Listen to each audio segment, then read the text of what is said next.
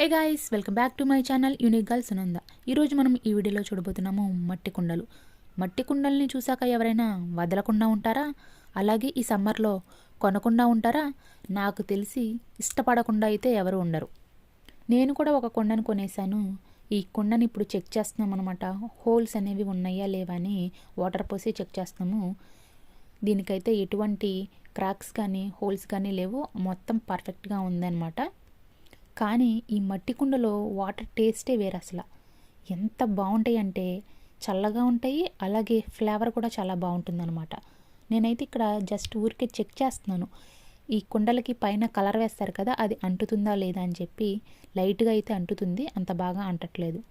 ఒక రోజంతా ఈ కుండలో నీళ్లు పోసి పక్కన పెట్టేయాలన్నమాట.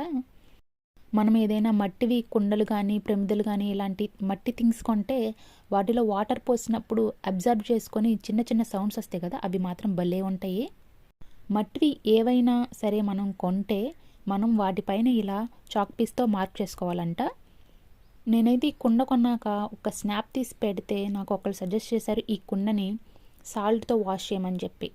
సరే అని చెప్పి వన్ డే అంతా వాటర్ పోసి ఉంచిన తర్వాత నేను సాల్ట్ తీసుకొని ఈ కుండ మొత్తాన్ని లోపల బయట క్లీన్ చేయడం జరిగింది.